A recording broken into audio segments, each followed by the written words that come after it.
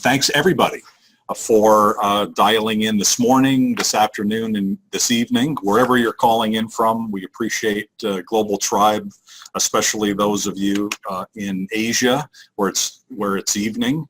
Europe, you've got it pretty easy, Europe and Africa, and those of you in the United States, thank you for checking in. We've got people across the U.S. and in Latin America today speaking about an important topic. It's a third of three on selling internationally. And this one is really important because it's something we all do for both pleasure and for business. It's what are some of the ideas and tips around security, safety, professionalism, success around international travel. And so we've got a really outstanding crew of folks. I'd like to introduce our first speaker, Gloria Petersen, who was kind of the brainchild of all of this earlier this year, and we really appreciate her work at Global Protocol. She is the one person, whenever there's a protocol, etiquette, professionalism issue, we turn to Gloria, and we really appreciate all the work that you do, Gloria. Thanks. Gloria, why don't you kick us off? Thank you. Okay, I have my little script here, makes me stay on task, otherwise I tend to go off in all kinds of directions. But first of all, I'd like to say that the Global Chamber Program Committee, and Dave is here with me from that committee, has proudly organized and presented a summer 2018 protocol series to help you do business globally. Series 1 opened with cross-border sales tips. These were invaluable tips that were shared by a team of experts with diverse experiences, cultures, backgrounds on how to sell products and services across metros and borders, and how to adapt to gender-based situations. Probably my best takeaway from this one is hearing from women in other countries where women typically did not have the leadership and sales roles, and how they achieved their positions of success in those roles. That was a huge takeaway for me as a woman. Series 2 opened with hosting international visitors, international protocol experts, including myself, and a Native American spokesperson emphasized the importance of having an understanding and respect for cultural and tribal protocol expectations. This segment focused on the do's and taboos of receiving international visitors and Native American officials from introduction to interaction. Now, I was one of the speakers, so I do have quite a background in international protocol.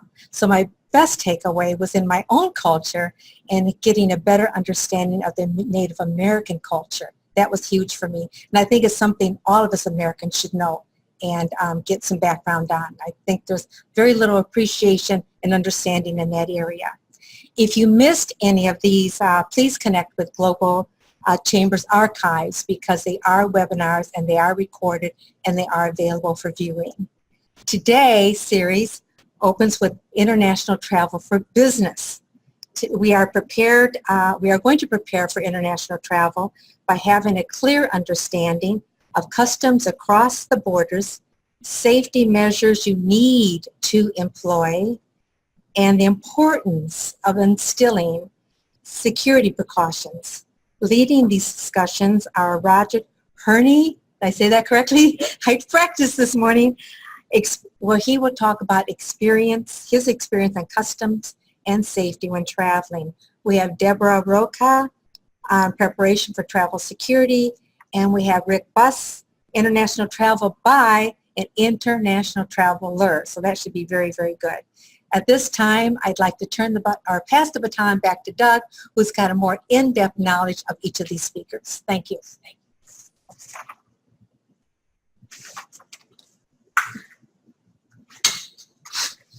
Thank you, Gloria. I am Doug Brunke with Global Chamber. I don't think I introduced myself. I sometimes assume everybody knows me, but that's obviously not the case. And you're going to get to know these four people today from their backgrounds and their information. So our first speaker is actually based here in, I think, the East Valley of Phoenix Metro. We'll find out maybe a little bit more, but it really kind of doesn't matter because he travels globally. He's very global. He was telling us earlier about his also personal travel, and so he's going to be talking about customs and safety while traveling, and that's Roger Hurni. He leads off Madison Avenue. Roger, come on in. Pleasure. Thank you very much for having me. Would you like to try? Sure. I will sit. Always happy to take questions. I'll just kind of kick it off a little bit with my background and some of the things that I have found to be really helpful. Aside from owning an advertising agency, I also own a software firm, but my international job is I am the global chair for an organization called WorldCom Public Relations Group, and we are 94, 5 offices in about 51 countries around the world. And so, quite frankly, a call like this is pretty common for me, and I'm doing it 2 or 3 times a week with everybody from Hong Kong to Jakarta in that part of the world to all of our Latin American partners as well as all of our European partners. So I'm on a plane quite a bit. I travel internationally about 5 to 7 times a year for major trips, and I also do a lot of climbing and expedition trips for an organization that I've been involved in called K2 Adventures Foundation. We support some orphanages in some countries like Nepal and Tanzania, as well as Peru. So I find myself going to very well-established westernized countries like France, and I find myself in places like Zimbabwe. And so it's a pretty wide gambit. And what I've noticed for international travelers is that it's pretty easy to go from one sort of westernized country to another. While some of the rules and customs are certainly different, there's just certain sort of cultural protocols that we all sort of subscribe to and follow. So it's really never, like if you're going to Italy, no one's ever worried about, oh my God, where's the embassy at in case there's a problem? It's a little bit of a false sense of security. But usually when we travel to some of the more exotic places, like when I was going through Zimbabwe and Zambia, traveling through Nepal, even when I was going through Albania, it's not the same. You don't have the same sort of sense of security. So here are just a few little things that I have found to be really helpful, regardless of whether you're in a westernized country or if you're in some sort of third world country traveling through, whether it's business, quite frankly, or pleasure. One of the first mistakes that I see people make is not having all of their documentation either with them virtually. And so I actually have 2 online servers where my passports, my birth certificates, my TSA pre-check, my global entry, all of that information is stored on PDF so that I can access it from any computer in the world no matter where I am. And having that there is a really great safety net in case anything gets stolen off of you. Money's easy to replace. Credit cards are quite frankly easy to replace, but if you're stuck somewhere and your passport gets stolen, honestly, being able to have a copy of it as a PDF for the U.S. Embassy or some consulate is a lifesaver. It's not happened to me personally. I've known a couple of other people that have had to go through that, and I'd given them those tips, and it had really saved the day for them. So the other thing is once you have everything online, regardless of what country you're going to, unfortunately, we live in a world where terrorist attacks can happen at any given moment. I was in South Korea when Kim Jong-un a few years ago was threatening nuclear war, and I was at the DMZ visiting when that was all happening, and you get this crazy sort of sense of security there. And across the border from Zambia into Zimbabwe from Zimbabwe into Zambia with all the refugees, there's some craziness happening there. Because of those kinds of things, one of the tips that I recommend for everybody is before you travel to any country, even if it seems as benign as France, always look up and have on your person, again, and on that online server on your notes, where the U.S. Embassy is or the consulate. Aside from knowing where it is and having it mapped out before you go into that city, another great thing to do is to register with the consulate there. So you can actually get email updates. So when I was traveling through Peru, I would get updates all the time on just what was happening in the country in case there was an issue or anything else like that. It actually worked out really well in Zimbabwe simply because I was there during Mugabe's reign, and I would get updates every day because there was parts of the country you can go into and other parts of the country you sort of couldn't go into. You couldn't point your camera in certain directions. You couldn't take pictures of certain buildings. You could never take pictures of police officers. These are all tips that I had gotten from the consulate through the emails leading up to and every single day. Every single day, I would actually also go to the website and they would post out things that were happening in any one of the cities, whether it was Habari or any of the other areas that was in Zimbabwe. So if you're more concerned, you can check that on a daily basis. You can sign up for email updates. But to register as a foreign traveler in that country with the consulate is an incredibly good safety net. They know that you're there. If there was anything that ever happened, your name immediately pops up on a list of somebody they need to look for. What would be one other really good tip that I have come across? Stuff online, making sure you register with the consulate. This is going to seem really strange, but you need to know hello, thank you, I would like, and where is in that language if you possibly can. You would be incredibly surprised on how far those 4 things can get you in any language. And the mere fact that you're trying to make that effort I have found to go a really long way in my travels. And I think that is kind of a good overshot. Any questions, Doug? Or? Not yet, but okay. We'll have time at the end. I'll turn it back over to you. Awesome. Thank you very much. So thank you, Roger. We do have time at the end of the presentation for questions. We hope to have about 25 minutes or so. So put your questions into the box there. And if you're here, you can either ask the question or just wave your hand or pass a note, perhaps. Our next speaker is coming in from Sao Paulo, Brazil. So Debora Rocha works for International SOS, and she is all over the concept that Roger started on security. So let's hear from Debora. Debora, you just got back from Hawaii. You Yes. ended up running into both a volcano and a hurricane, and so wherever you go, there's a disaster. Oh, thanks for the introduction. Yes. No, actually, I happened to try our services. I work for International SOS, and I'm the regional security manager based in Brazil. And we were in our sales conference in Hawaii, so everything was okay. But Hurricane Lane was approaching, and then we were evacuated from the island. So it was interesting because I got to taste what we do, the service we provide to clients, and everything went very well.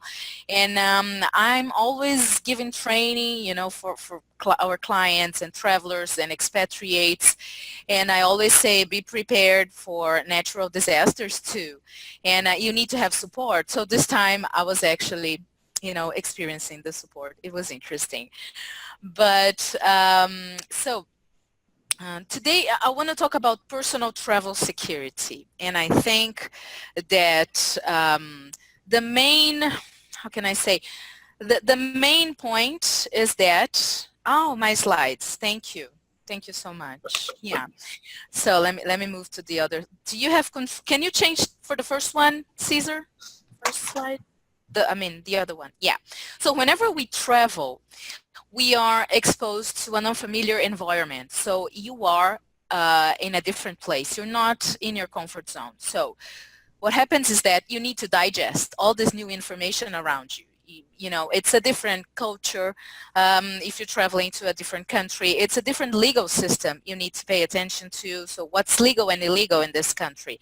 Different driving conditions, so there is so much for you to digest, so much information at the same time, that your level of awareness tends to be very low because you need to share your energy through all those things. So you're not as aware as you should be. Okay, so we need to know that whenever we travel, our level of awareness is not that high. So we need to bring it higher. We need to pay attention and be suspicious to what's going on around us. Okay, you can move to the next slide, Caesar. Thank you. So There are 6 principles of personal security that I wanted to share with you today. And I'm going to go through all of them, but I wanted you to get out of this session at least with these 6 principles in your mind. So the first one is preparation. We all need to prepare before we go, but it's not only about what kind of hotel I'm going to stay, what kind of food am I going to have in that place, but also security and medical aspects, okay, of preparation. We'll talk about that.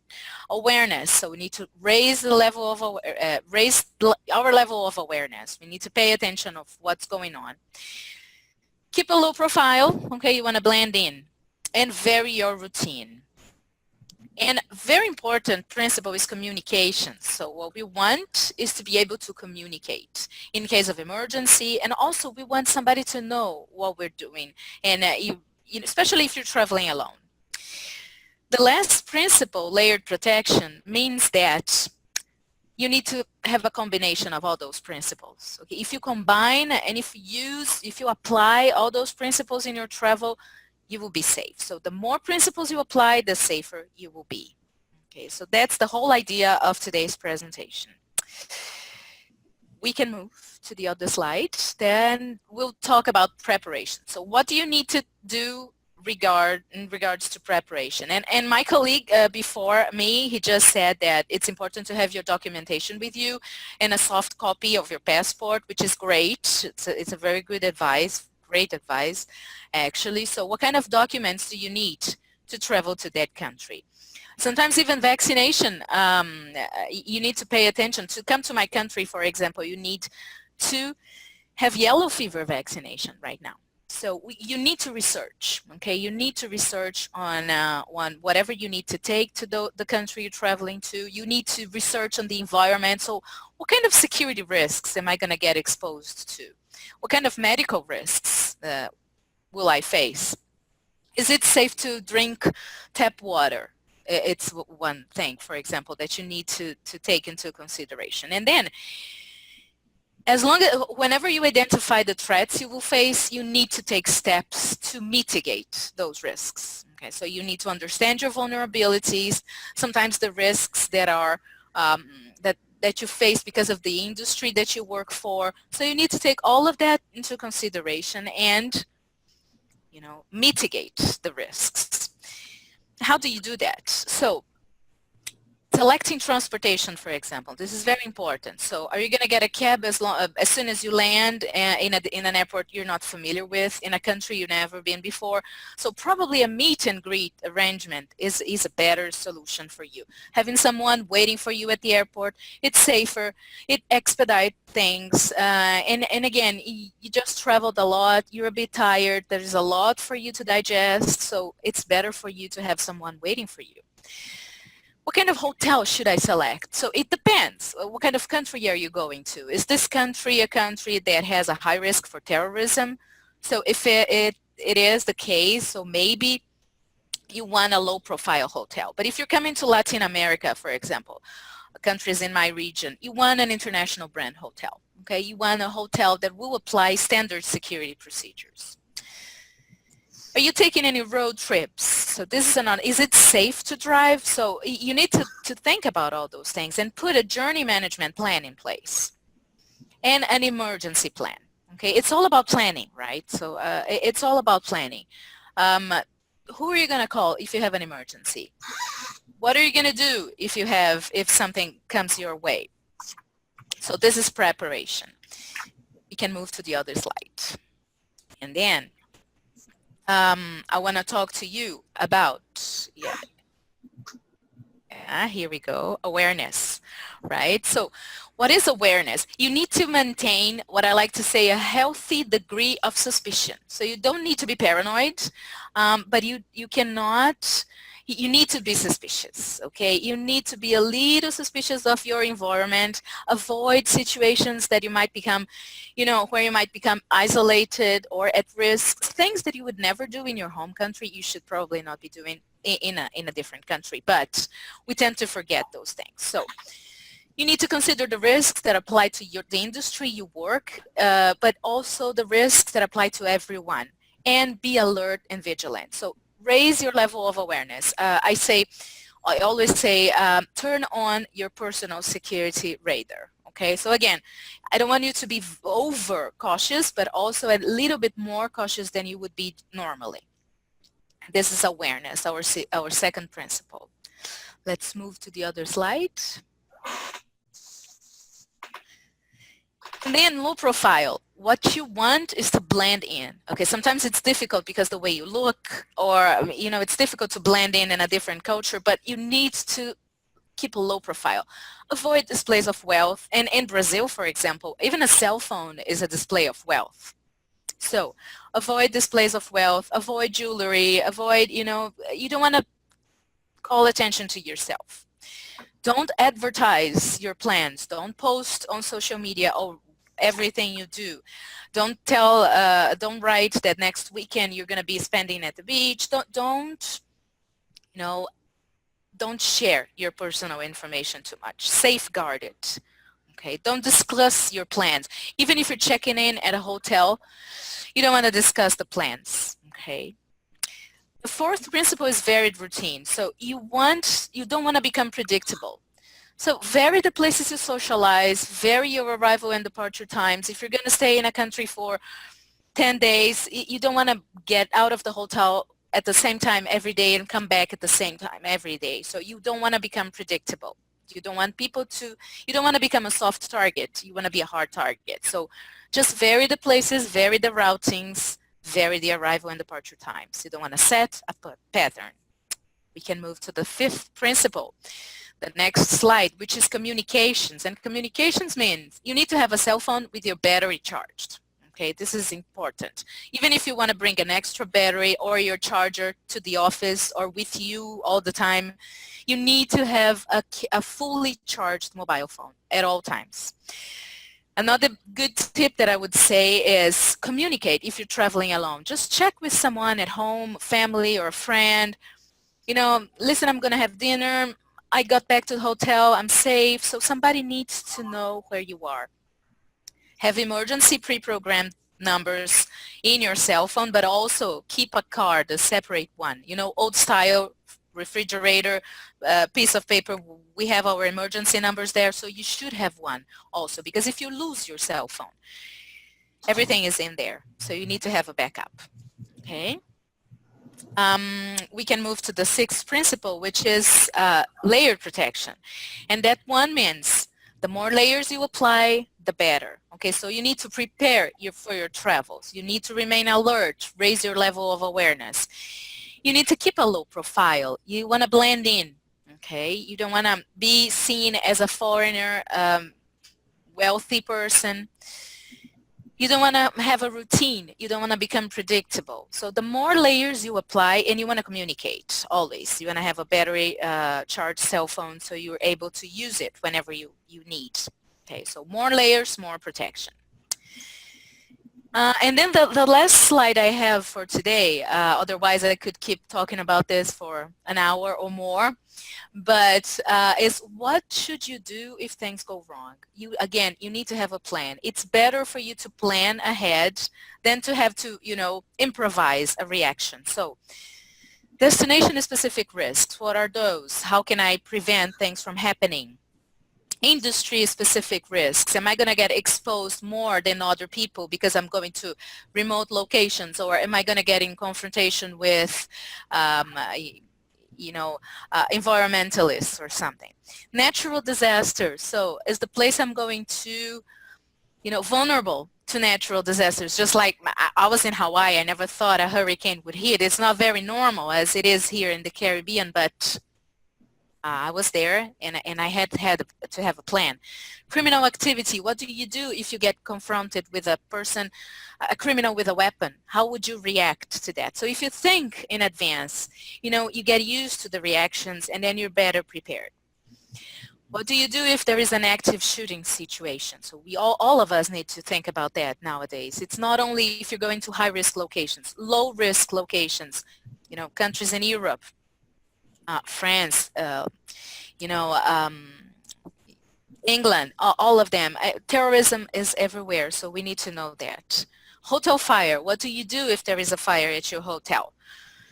So you need to have a plan for that. You need to have journey management plans. You know, what happens if there is a road traffic accident? Because road traffic accidents and opportunistic crimes are the main threats for international travelers.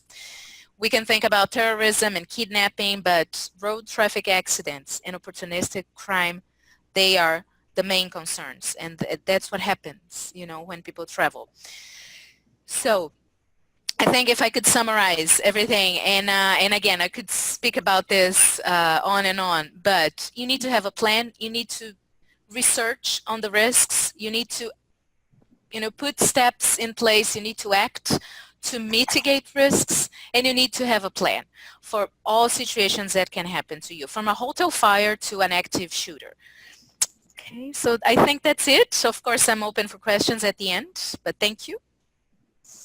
Thank you, Deborah. And we do have a number of questions. And now that we're scared to death from all the things that you listed there, which was a really, really good checklist. Okay. We're gonna shift now to Toronto, so a little bit further north. And Rick Boss is a director in the city of Peoria, Arizona. So he his home metro is Phoenix, here where our headquarters is in Scottsdale, Arizona. He happens to be internationally traveling today. So what better a person to speak with about international travel? We chose Rick. Honestly, I was thought of Rick when I thought about all the members that I know, who feels like the most prepared. He's always asking questions and seems to be very well prepared. And I'm looking forward to hearing what his thoughts are, because I know he's very thorough and complete, and he does a lot of international travel. Rick, thank you you're there in Dickinson Wright, a member of a law firm there in Toronto. Tell us a little bit about your experience and some of the things we should be thinking about. Yeah, excellent. First of all, you know, thank you to Dickinson Wright. They've been fantastic here, beautiful offices, and I walked in the door and they got us all set up here. So it was a great way just to be able to pivot in my day. So I think this is meeting number 3 for me already. But so, you know, it's interesting. You're right. You know, being in Toronto, and yeah, it's you know, hailing from the Phoenix metro area. A little bit of a different perspective, you know, why I do international travel. I work for, you know, the city of Peoria. I'm their economic development director. But why do cities get involved in international travel? The biggest thing is that 95% of the world's population lives outside the U.S., and that represents around 80 to 85% of the world's purchasing power. So to ignore that market is really kind of ignoring a massive amount of opportunity. So, you know, I was formerly with another city, and now at Peoria. I've formed 2 international programs. This one's called Peoria International. And within that, it's we call the C2B program, which is City to Business Program. I think that's really, really important, because if you're going to be successful in attracting companies to our region, you need to go talk directly to the companies that want to expand. So I know, Doug, you had sent me some questions to go through, and I apologize I don't have any slides. I didn't have time to get them done. But thanks for setup and how well I'm prepared. I appreciate that. So just a little bit about me. You know, I come from the private sector, sold my company to a NASDAQ company, became a corporate officer. I was on their site selection team that we did internally.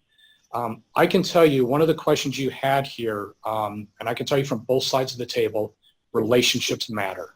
And I cannot emphasize that enough. I think your efforts on relationship making is longer and more important internationally than it is domestically.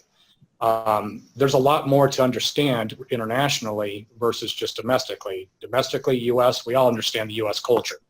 But if you're working in a place like, you know, where I spent a lot of time last year in China, it's a very, very different culture. And you really need to understand that culture on top of, you know, the industry or the key industry target you're working in. So I think that's really, really important. So I think in person is extremely important, especially when you're starting to form those relationships.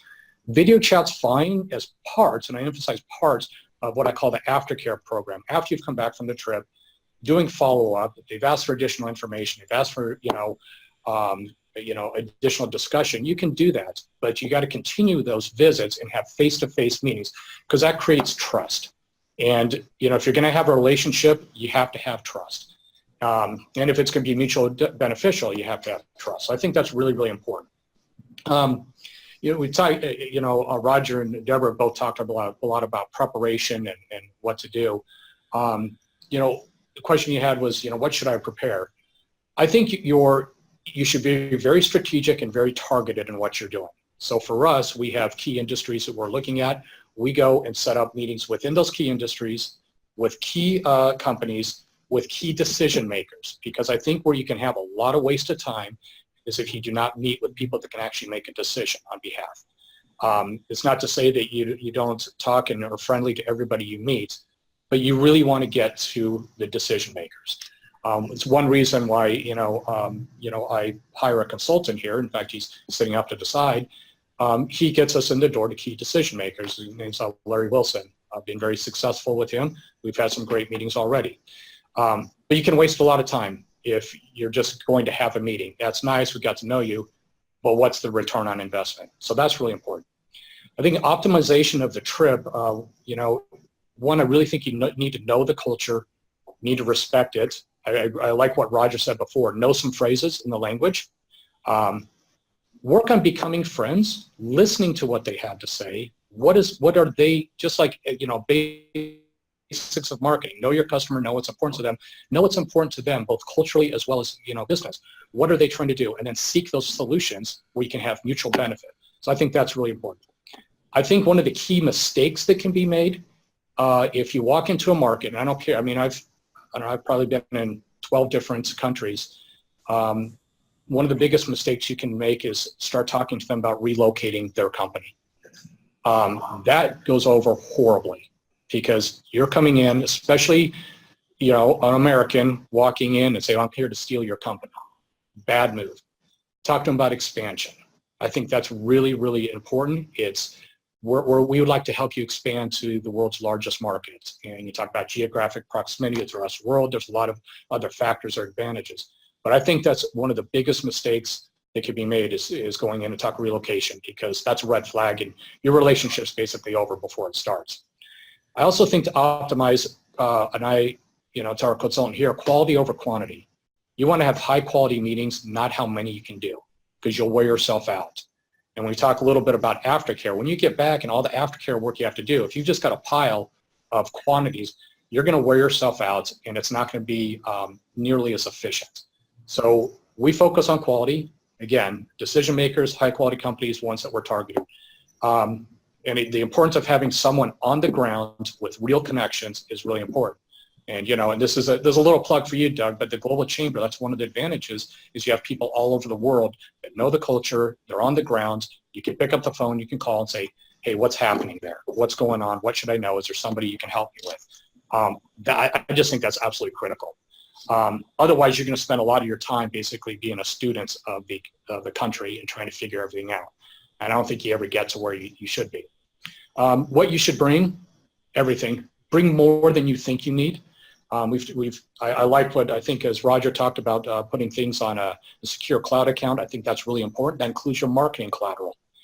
Because if you have a problem where you can't access it, your laptop went down for whatever reason, or your iPad, you can access it maybe from somebody's office off the cloud. I think that's really important. Have an international call plan. Bring adapters, chargers, iPhone, or your cell phone, iPad, laptop. Bring more than you think. I carry my office all the time on my back. It's in a backpack. I even have a mobile projector. So if I'm in a place where I need to project, I have a little one. It's literally, if you guys see me, it's about this big. Put it in my laptop and I can project on any wall. So do more. Don't assume that they're going to have the same technology and the same resources that you have. Most of the time they do, almost all the time. But it's always good to say, oh, I've got this. It goes over well. Helpful applications for travel. I think language translators are really important. And I'll tell you, going to China, I don't speak any Chinese, but I've got learned Chinese and I could type in what, and it would say it for me, and it was amazing. And then I learned a few phrases along the way, but that is really, really helpful. I think getting a VPN is not a bad idea. So again, using China as an example, Gmail and Google does not work there unless you have a VPN, which interesting enough, a lot of the Chinese use. They are cracking down on that. But if you can get a VPN, I think that's not a bad thing for you to take. We talked about having a secure cloud. I use a box.com account for all of my information. You know, I think it's when you're traveling, you have to have the mindset of being completely mobile and have everything with you and be able to be connected to anybody across the globe at any point in time. So again, bring more than you need. I think preparing for the host for each leg of the visit, I think this is really important. Again, it gets to working with your local contact here. You may have, let's say, I think I have a total of 13 meetings here over 5 days. But if they're scattered everywhere and you're late to every meeting, your trip did not go well. So understanding how to get around the transportation components, whether we're Ubering or we're taxing, we're subwaying it, we're having somebody pick us up, or we're meeting at a local hotel, those logistics are really important in pre-planning. So just a couple final things. Security, protecting myself. I mean, I think Debora did a great job of covering that. So I think Roger covered things. You know, I have about a 20-some year background in martial arts, and I will tell you the first rule of martial arts is awareness. Be aware of your surroundings. Look around. Don't sit with your back to the door. I really liked a lot of things that Debora said. She is absolutely spot on. You know, work with your local consultant. Work with consulates. Your U.S. Commercial Service is always a great resource. You know, I think that is really good. But I think the number one rule is be aware of your surroundings. And you're not at home, so things might be a little different. Don't be afraid to look over your shoulder. And then finally, the follow-up. Aftercare is the most work. Following up on those meetings, continuing that conversation, working the deal. It is absolutely incumbent upon me, who has asked for these meetings, to do that work and to follow up so that they know they're not forgotten. It wasn't just some sort of junket trip. This is real. That takes you from, and we call it economic development, from the stages we'd like to know you, we'd like you to be here, to we really want to be here. We really want this relationship. And that work you do aftercare is really important. So with that, I think I don't know if I covered my 8 minutes there, Doug, but just very quickly. Expertly. That was awesome. We have a number of questions that'll take us to the top of the hour, I'm sure. So let's go through some of these. Stress. So you've all talked about there's a lot going on. You just mentioned 5 days, 13 meetings. How do you handle stress? Roger and Gloria, why don't you come on over and be part of this conversation? How do you handle stress when you're gone? And one I was thinking of Rick running every morning at 7 a.m. or something, which would relieve the stress, but that would break Debora's rule of doing the same thing every single day. So how do you kind of bring all of this together so that you're calm, cool, and collected the whole time? I will tell you that traveling internationally, you end up having 2 to 4 hours on average inside of any international, airport destination. The chair massage people are really great for relieving stress. It's an expensive endeavor, but it's a 30-minute indulgence that I try to take on all the time. Chair, you mean at the hotel? No, at the airport. So most of the international airports will have. There's usually 1 or 2 companies that will give some kind of spa treatment in the airport, like a chair massage or something like that. And honestly, that is like my number 1 tip for massages. Okay. Gloria, have you partaken in that? My recommendation would be, if you haven't already done so, take a yoga class or a meditation lesson, because you're going to have to learn how to use your breath to calm yourself. Breathing. There was a time when I thought, well, I'm breathing. I'd be dead if I wasn't breathing. And I could never forget this breathing thing until I listened to someone present it from a scientific point of view, that when you do this correct breathing, it does ignite something in the lower cavity here that actually is a calmer. So learn how to breathe, learn how to meditate to calm yourself, and then move on to exercise. And always have access to a chair. Rick and Debora, what do you think? How do you maintain your calmness? Well, like you said, Debora's rule of, don't have the same pattern every day. I think that's a good thing. But I always look for a hotel that's got a gym. Yeah, I'm in the hotel. I can go work out. It's not going to be the same time every day just because of the way the meetings all work out. I think that's really important. And, and I also like beer, so I like to go have a drink. Wine. Yeah. But no, I think that you have to have some sort of a balance. Again, the martial arts philosophy is, balance of mind, body, and spirit. You really have to have that balance. And it really helps you recover from the traveling as well. Drink a lot of water, a ton of water. And, if you can get a little bit of exercise in, it really helps with the jet lag, helps with your mind, and lets things down. And the city won't pay for a chair massage for me. So, but I like your idea. Clearly, Rick, we need to travel together. There you go. Deborah, you've got all of those dangers in your head. So you among all of us, right? You're like, oh my God, like everything is dangerous. You think I'm always scared? No. But, I think everybody said, I love the tips. I love meditating and breathing, and I do that a lot. That's what helps me. But another thing that I think we forget when we travel is to eat. We tend to schedule hundreds of meetings, and we are in a different time zone, and we forget to drink water and eat. So what I do is to keep the balance that Rick was talking about, that I think is key, is the most important thing, is that I eat. So I separate times in my day to have breakfast, lunch, and dinner. I'm not going to eat too much. I'm not going to try, food on the street. That's not what I'm going to do, but I'm going to, try to keep the balance, eating and drinking water. It helps a lot because I think your mind and your body, they're completely connected, so you need to work on both. I will weigh in. I was a little bit flippant in my comment about it, but I will say this because it piggybacks on what Debora talked about with communications and talking to family. I do find it's really important to be able to communicate with somebody, which is actually sort of a stress reliever. If you're running around crazy doing business or doing something else like that, or if there's some issue that you're trying to deal with, being able to communicate with somebody that you know, or just to say hello, it's a big stress relief. I was at base camp on Everest, and the cyclone was hitting India in 2013, and we had a bug out, and being able to FaceTime my kids from that location was, one, technically was amazing, but I knew that if anything happened, I had a conversation with my wife, had a conversation with my children. That was kind of a big stress relief right there. So talk to somebody, honestly. That's really a good stress reliever right there.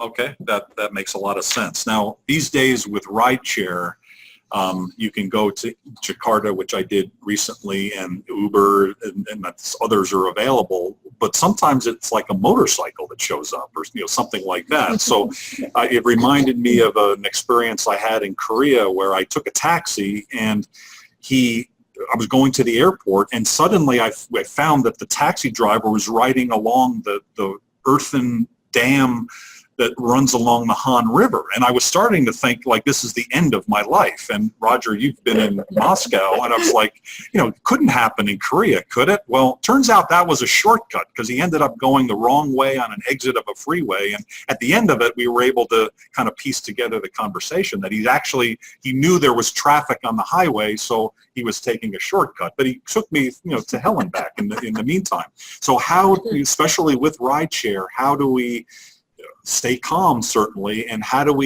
you talked about like noticing danger, when do you start to take action? Because we all probably have different triggers. Well, one, upgrade to Uber XL. Thank you.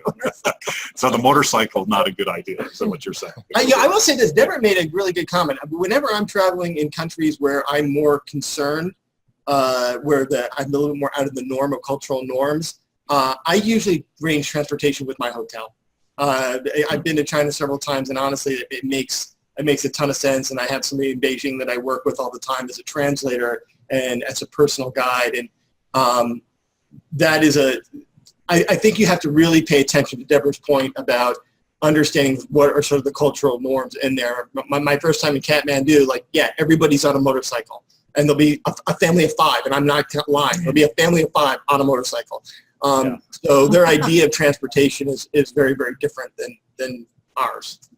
Yeah. So Roger, you're right, especially Beijing, because it's very difficult to even use your language translator to give somebody, a taxi cab driver, directions in Chinese. and they don't Yeah. understand what you're saying. So it's much better if you can just do it at the hotel. They can talk to the, you know, whoever the taxi cab or whatever. It's a big help. That's a great point. Okay, very good. How would you suggest when you're actually in an emergency, in the sense of you need medical, you potentially would go to a hospital, or you're in a police situation where you're kind of, you get involved in some way or another? I mean, how do you prepare for something like that, and what do you do when something like that happens? Well, Is this one for me? Yeah, Go ahead, I think- Oh, that might be Deborah. Yeah, Probably Deborah, that's should you. tell, yeah. Okay, yeah.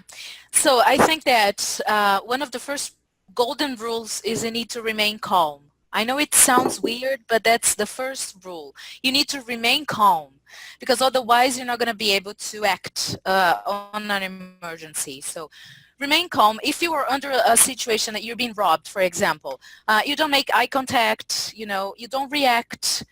You hand over whatever they're seeking. So if you are dealing with a criminal, you're not going to negotiate. You're not going to try to gain control of the situation. You're going to remain passive, not making eye contact, hand over whatever they want, and don't try to take control of the situation. So this is for criminal activity, like few golden rules: remain calm. That's one of the things. If you are under medical stress, you need to seek help, and I would say that you need to think about that before you travel.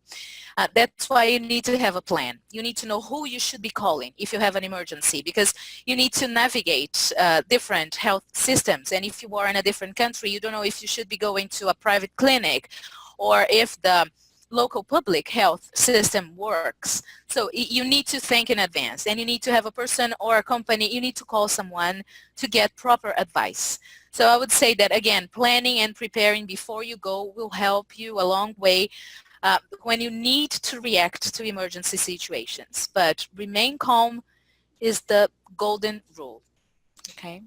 I would tell you there's one other little tip that I would have for everybody. And again, I travel to some crazy places. I would recommend this. If you're traveling once a year, you're going to roll the dice. But if you're traveling a significant amount, I actually have insurance by MedJet. And so wherever I am in the world, if I'm injured and I need to be evacuated, they send a private medical jet for you and can take you back to the United States or a destination of your choice. It's about $350, $400 a year. And honestly, it is a nice, when you're in certain countries, you're like, I really don't want to go to the hospital here. So I've never had to use it, but it's nice. It's a nice safety feature. My recommendation is before you take off, pack a miniature first aid kit in your suitcase. And one of the things, I've been to Sao Paulo, by the way, and I've been to Rio. Beautiful. I loved it there. Yes. Nice. Yes, to bring back a lot of memories. But definitely an anti-itch cream of some kind, like Benzedil or something like that. Anti-itch cream. Ointments that you're familiar with that your body doesn't have a reaction to. So these kinds of things that your body knows, plus a piece of paper in that first aid kit that identifies your doctors, especially if you're under medical care. Like I'm a cancer survivor, so I do have an oncologist that if something were to happen to me, he would need to be reached immediately through the doctor system in that country.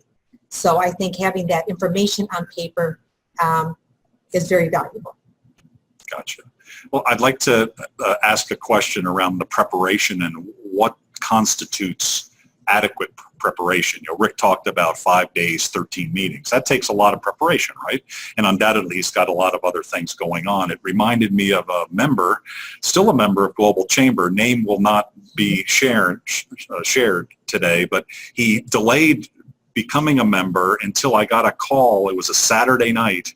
He was in Tokyo on Sunday saying, okay, I'm in Tokyo for the next week. I'd like to set up some meetings.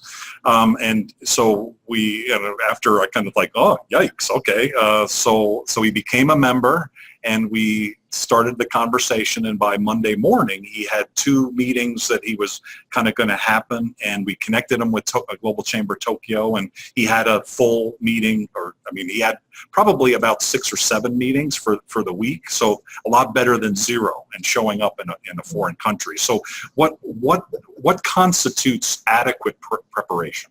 And if you're caught in a country and there is something that comes up, where do you get resources within the country that could help you out of pretty much any jam? Okay. Maybe Debora should go first on that one too, because it sounds like you've got the emergency and security stuff down. Yeah, but to be honest, there was something with the internet that I was not able to listen to it correctly. Can you summarize it very quickly? I'm sorry. So what constitutes adequate preparation for a trip, where you're going over? Okay. What benchmarks or what checkpoints would you say, okay, now I'm prepared? Yeah, so there are lots of sources that you can use for researching, and you need to use all of them. It's not only Google, having an assistance company, just like you mentioned our competitor, but I'm not going to talk about it. But there are many assistant companies out there. Assistant companies. No, I'm joking. But there are many assistance companies you can take benefit from. The one you mentioned, the one I work for. So you need to speak to your local contacts. I think preparing a travel and speaking to your local contacts, people that in the country, will go a long way. So, get the local feeling. And this is a lot about preparing. You can research on many websites, government websites. They will have security tips. They will have reports that they share with the public every year or sometimes even every 6 months. So there's a lot for you to research. So lots of data out there and lots of people you can connect. I prefer to connect to people. So of course I do my reading, but I always give a call to a colleague in China or in India or even in a country in Latin America to see what's going on, and they give me the best tips. Okay, and is that what International SOS does too? Is there a personal relationship with someone like you no matter where people are? Yeah, we do that. We are very proud of our global footprint, so we're basically everywhere. And so I have a colleague in all those countries that I mentioned you, and our clients can call us and speak to a specialist, which goes a long way. So if you're going to a country in Africa and you're not sure about the risks or the precautions you should be taking, so you're going to be connected to my colleague that is an expert in Africa, so in countries in Africa. So yeah, we do that, and we like to have that call with the client to explain in detail and answer any doubts. I'm sure Roger will want to talk to you after the call. Did I interrupt you? No, Roger. I would say that this is going to be, it can be talked about very practical sorts of things from a preparedness standpoint.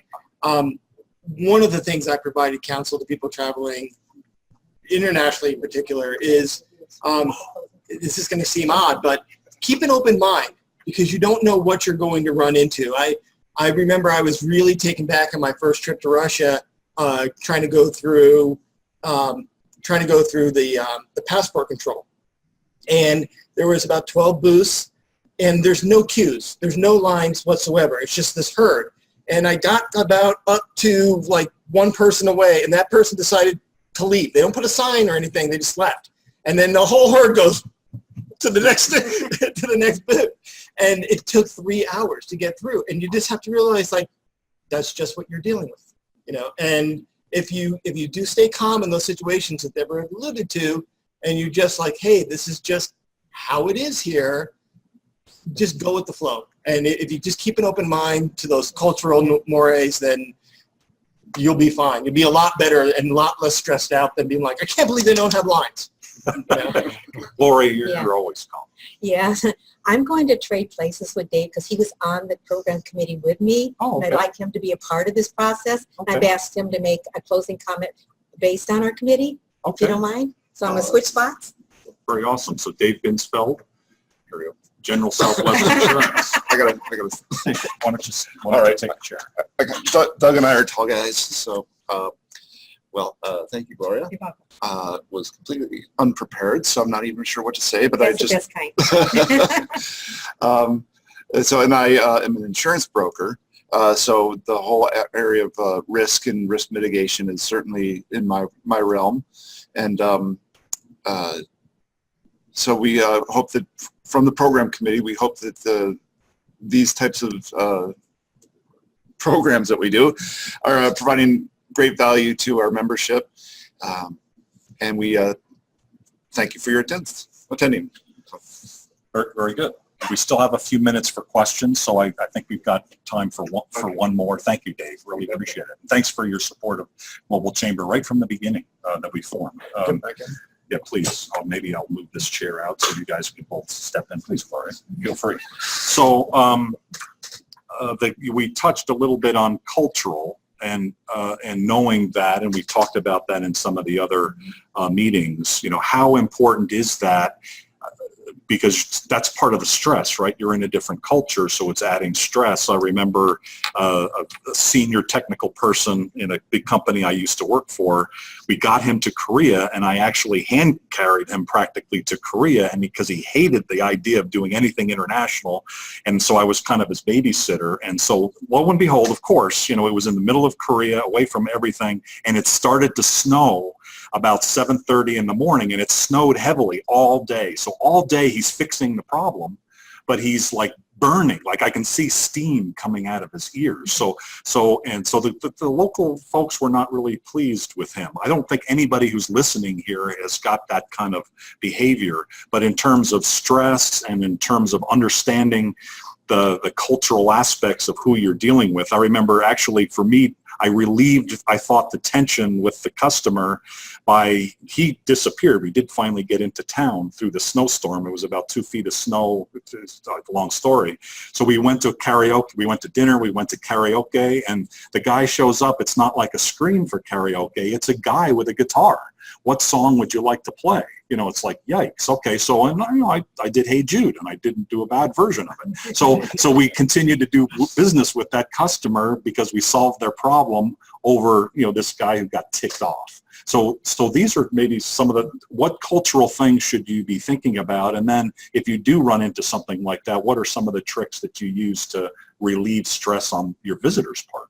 Well, you know, Rick had mentioned, you know, being aware. I take a lot of cues from just watching other people. I know that, you know, when I'm in China, I don't try to talk business first. I try to like get to really know them and have a really good time. They like to drink. And so that's, you know, that's just kind of one of the things. But the first time I noticed somebody, was it Hong Kong? I think I know someone like handing the business card with 2 hands. You know, and like that's a thing. And so you sort of like, okay, I pick up on that cue, I'm being really aware, and then I make certain that I mimic that behavior. Being aware, in some countries, their idea of work hours are very, very different. You know, in the Netherlands, it's like, hey, we take off at 4. Like, why would you schedule a meeting at 4 o'clock? That's just how they look at that work-life balance. But you just, if you're really aware, as Rick had mentioned, and you keep an open mind, and are just super observant of how others around you that are local are acting, you can really sort of fall into that pattern pretty quickly. Gotcha. So that's my advice anyway. So. Preparation and then observation. That sounds like Gloria to me. That's Gloria's you're always taking in those cues, aren't you? Yeah. Yes, taking them in and also listening to the locals. An experience I had in Sao Paulo. My driver, we were on our way down into the city of Sao Paulo. We're at a light. And these 2 young men with these big rocks came up to the side. You know what I'm going. Side, one threatening to bash in the windows. So the driver said, ma'am, just go through your purse like you're trying to find money. Just stall. So I just kept fumbling through my purse, kept going like this, fumbling through my purse until the light turned green and we took off.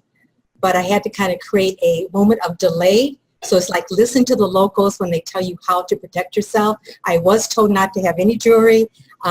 Nothing that showed any kind of wealth whatsoever.